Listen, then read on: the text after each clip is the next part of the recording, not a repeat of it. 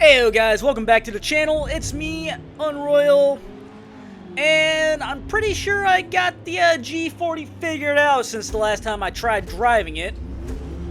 I think that was with my buddy Unearthly DNA, if I recall correctly, and he was getting a little annoyed with me because I was constantly in front of him when he could have gotten a really good exit. So hopefully the car is way better. But anyways, we're gonna go through Spa, going around turn 1, La Source.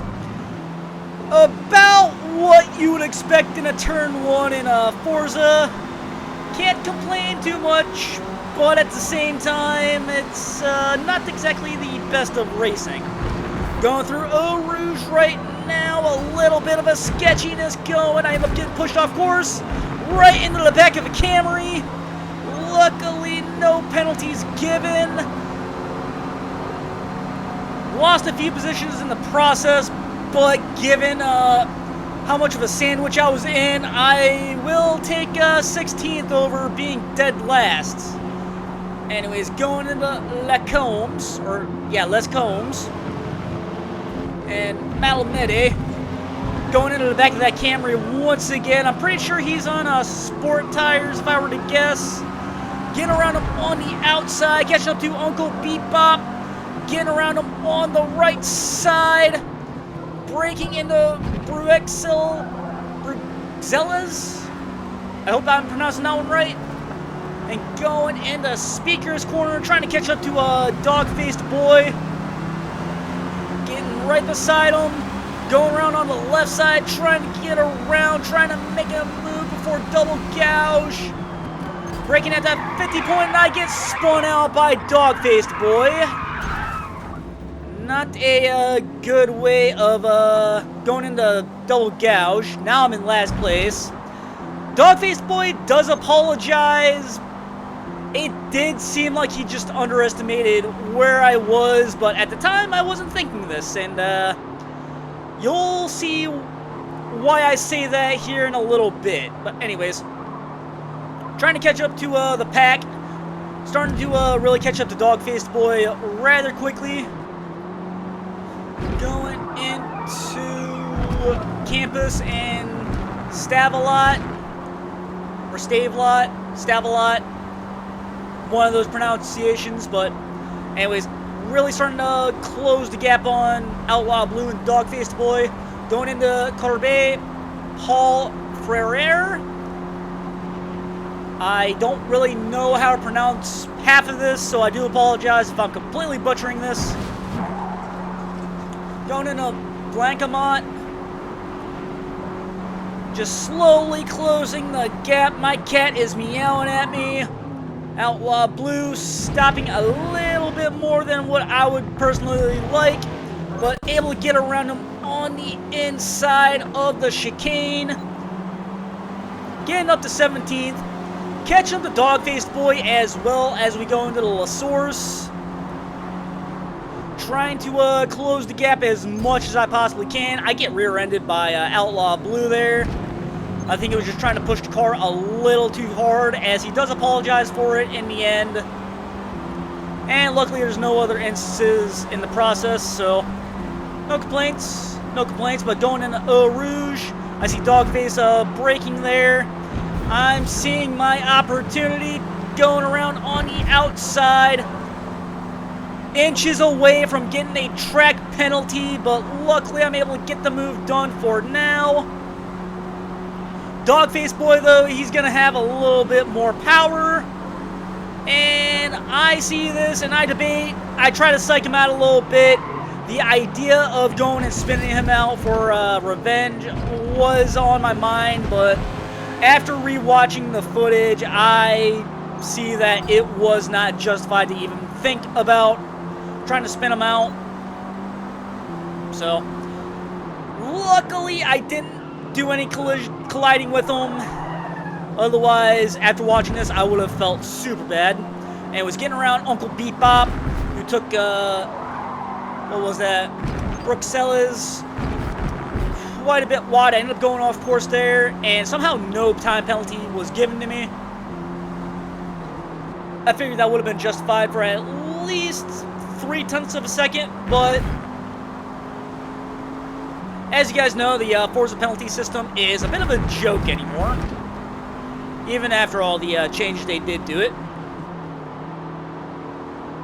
Going into Les Fagnez, just slowly trying to get away from Uncle Beep Bop, slowly but surely able to do so, catching up to DSKI Yan. I hope I'm pronouncing that one right, but anyways, getting out of Stavelot, just closing the gap on 14th, trying to regain some positions after being spun out at Double Gouge. And now Yan is proven to have a little bit more power, hence why he's able to pull ahead just as much as he is. Looking off Blancamont, slowly but surely starting to catch up to him. Braking at that 100 board in C-Class. Not really where I'm used to braking, so I have to actually kind of say in my mind, hey, brake here, dummy.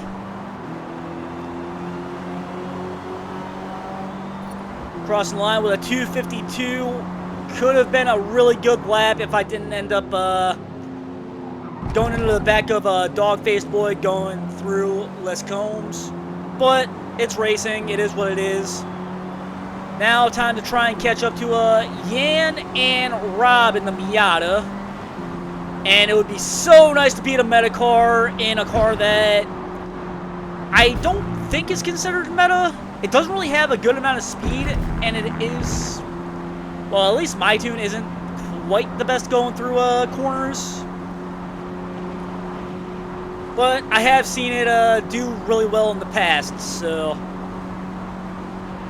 as we go down Kemmel Straight, going into Les Combs, slowly but surely losing time to him, but going into Les Combs, this is where I'm starting to catch up to him.